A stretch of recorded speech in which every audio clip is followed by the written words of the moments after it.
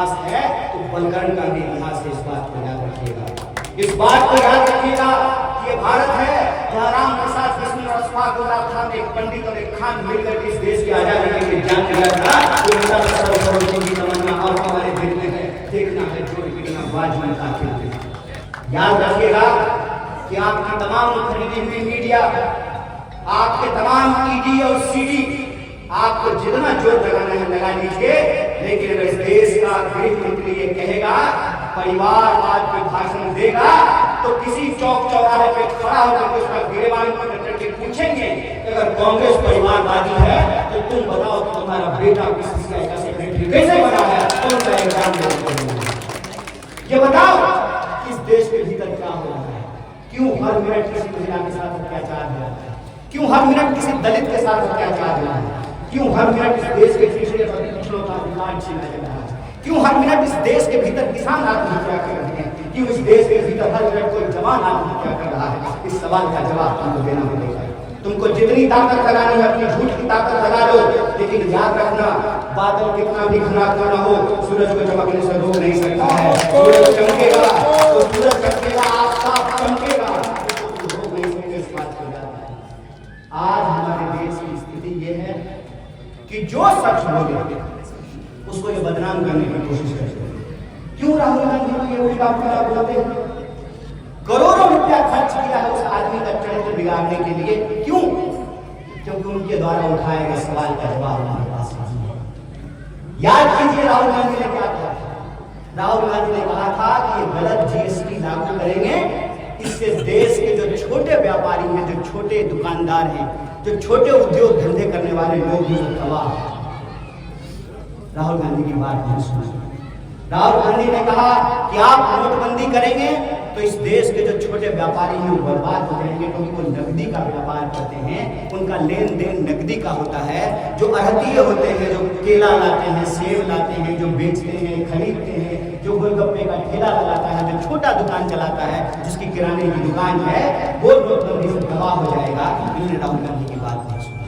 राहुल गांधी ने कोरोना से ठीक पहले कहा कि आप तैयारी कीजिए, ताली बजाने से कोरोना नहीं जाएगा। कोरोना की आपको व्यवस्था करनी पड़ेगी, अस्पताल ठीक करना पड़ेगा, ऑक्सीजन सिलेंडर की व्यवस्था करनी पड़ेगी। राहुल गांधी की बात नहीं सुनी। राहुल गांधी ने कहा कि आप चीन से सावधान हो जाइए, अगर चीन और पाकिस्तान मिल जाएगा तो हमारे लिए अच्छा नहीं है, इस दोनों को अलग करके रखना जरूरी है। और ये भारत की ताकत है, हम अपने सवाल में किसी को भी टांग अड़ाने नहीं देते हैं। देखिए ये कहते हैं कि दुनिया में डंका बज रहा है, ट्रंप का एक फोन आता है, जी सर यस सर करना शुरू कर देते। राहुल गांधी ने कहा था कि हमारे देश के ऊपर एक बड़ा संकट आने वाला है, दुनिया बदल रही है, मोबाइल का जमाना आया है, ड्रोन का जमाना आया है, इंजन बदल रहा है, अब पेट्रोल डीजल से गाड़ियां नहीं चलेगी, ईवी आएगा, इलेक्ट्रिक इंजन होगा। उस बदलती हुई दुनिया में हमको ताकत बनकर यदि भरना है तो अपनी नीतियों को बदलना पड़ेगा। इन्होंने हमारी बात नहीं सुनी, इन्होंने राहुल गांधी की बात नहीं सुनी। कोई आदमी जो सच कहता है, सही कहता है, ये उसे उल्लू बनाने का प्रयास करते हैं। लेकिन क्या है, हम भी मिथिला के लोग हैं और मैथिली में एक बात कही जाती है, खाया हुआ देह और नहाया हुआ देह छोटा नहीं है। जितना भी आप मूर्खता को ढक दीजिए, मूर्खता एक दिन जो है ना थप्पड़ भाग के बाहर निकल आएगी। और इस देश में सबसे बड़ा संकट ये है कि सत्ता सुरक्षित हाथों में नहीं है, सत्ता मूर्खों और दलालों के हाथों में है।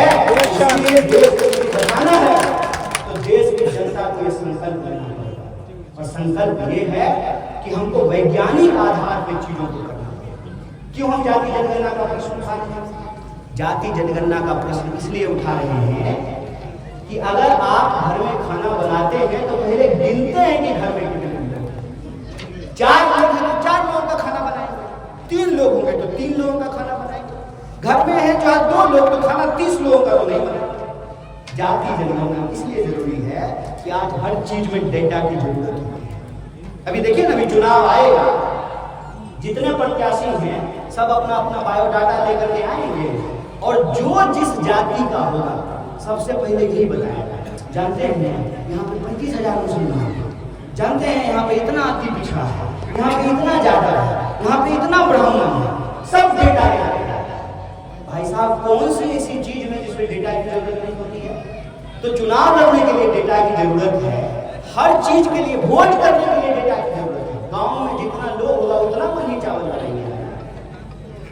शादी में कितना बाराती आ रहा है उसी के हिसाब से खाना बनाइएगा ना। श्राद्ध हो रहा है तो कितने लोगों को भोज खिलाना है उसी के हिसाब से जो है खाना बनाइएगा ना। कहीं पे जो है कहीं दावत है, वलीमा है, उसी के हिसाब से खाना बनेगा ना। ये जो है गिनती से क्या प्रॉब्लम है भाई? दूध का दूध, पानी का पानी हो जाएगा। कौन किसका चुरा के दबा करके बैठा हुआ है पता चल जाएगा। झूठ बोलने का क्या जरूरत है? अरे मान लीजिए कि बिस्ती में कितना ब्राह्मण है ये भी पता चल जाएगा, कितना मुसलमान है ये भी पता चल जाएगा, कितना बुनियाद है ये भी पता चल जाएगा, कितना दलित है, पिछड़ा है, अति पिछड़ा, सब पता चल जाएगा। क्या दिक्कत है? दिक्कत तो उसी का होगा जिसका मन में चोर हो। क्या दिक्कत है गिनती करने से भाई? गिनती होगी, संख्या पता चल जाएगी, नियम बनाने में, नीति बनाने में, कानून बनाने में। और मैं कहता हूं कि सामाजिक न्याय की जरूरत सबको है। सामाजिक न्याय की जरूरत मुझे भी है। इस देश में अगर संविधान नहीं होता तो ऐसा नहीं है कि हमारे पास वही ताकत होता जो इस देश के जो है ज्यादा औकात वाले लोगों के पास ताकत होती।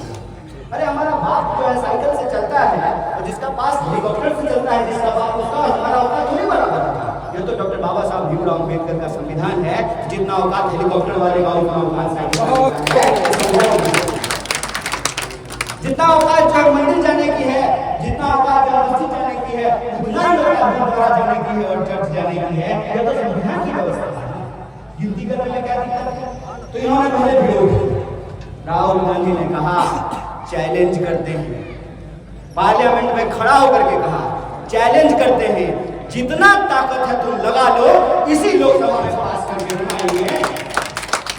तो अभी चुनाव आने वाला है तो कहा कि गिनती करेंगे। कब कीजिएगा? कहीं ऐसा तो नहीं है कि आपने कहा था कि 15 लाख खाते में पहुंचाएंगे। हमारा तो छोड़ दिया उनकी भाजपा विरोधी। भाजपा सपोर्टर से पूछ लीजिएगा 10 साल सरकार को है, होने का है, 15 लाख छोड़ो 10 लाख रुपए आया है तुम्हारे खाते में? आप ही ने कहा था कि हर साल जो 2 करोड़ नौकरी बढ़ेगी। कितनी नौकरी मिली है भाई? नौकरी मिला है जो गृह मंत्री के बेटा को, हमको और हमको कुछ नहीं मिला है। बेरोजगारी 45 साल में देश में सबसे ज्यादा है। किसान आत्महत्या से दर सबसे ज्यादा है। जवान आत्महत्या दर सबसे ज्यादा है। कोई ऐसा क्षेत्र जो है इन्होंने छोड़ा नहीं जिसको अपने दोस्त को बेचा नहीं। जरूरत पड़ी तेल बेच दिया, रेल बेच दिया, भेल बेच दिया, जहां जो मौका मिल रहा है वही बेच दे रहा है। और कहते हैं कि व्यापार तो हमारे खून से। एक तो इनका खून जो है ना बड़ा मजेदार है, मौसम की तरह है। कभी सिंदूर हो जाता है, कभी व्यापार हो जाता है, कभी कुछ हो जाता है।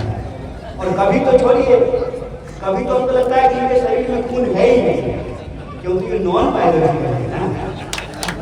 खून तो बायोलॉजिकल लोगों के शरीर में होता है, ये तो नॉन बायोलॉजिकल है। ये हालत है। उस हालत में ये कह रहे हैं कि करेंगे, कब कीजिएगा? कर तो आप बहुत कुछ रहे हैं, अच्छे दिन आप पिछले 10 साल से ला रहे हैं। कब कीजिएगा? टाइम लाइन कीजिए। और जब कीजिएगा तो हम आपको एक बात और जोड़ करके बताएंगे। भारत के संविधान के अनुच्छेद 15(5) में यह साफ साफ लिखा हुआ है कि निजी क्षेत्र में भी भागीदारी सुनिश्चित करना पड़ेगा। इसके लिए नया कानून लाने की जरूरत नहीं है, संविधान में ऑलरेडी लिखा हुआ है। तो इसको करने में क्या है? नेकी और पूछ पहले साल से शुरू कर दिए प्रधानमंत्री। 15(5) के सवाल हम लोग लगातार उठाए। और एक बात और है, देखिए किसी को अगर बुरा लगे तो लगे, जो सच्चाई है वो बोलना पड़ेगा। सच्चाई ये है कि अगर पिछड़े, अति पिछड़े, अब तो ईबीसी भी है, अब जो है उसमें ईडब्ल्यूएस भी है, उसमें गरीब लोग भी हैं, पिछड़े भी हैं, अति पिछड़े भी हैं, हर धर्म में जो है पिछड़े और अति पिछड़े हैं। सवाल ये है कि अगर भागीदारी की जरूरत 70% लोगों की है तो सीमा 50% का क्यों रहेगा? क्यों आपस में जो है प्रभावित लोगों को आप लड़ा रहे हैं?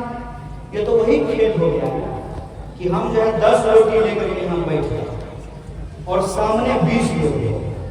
ठीक है, हम अकेले 10 रोटी लेकर के बैठ रहे हैं और सामने 20 लोग हैं। हम एक रोटी उठाएं और कहें कि जो सबसे ज्यादा जंप करोगे उसको एक रोटी देंगे।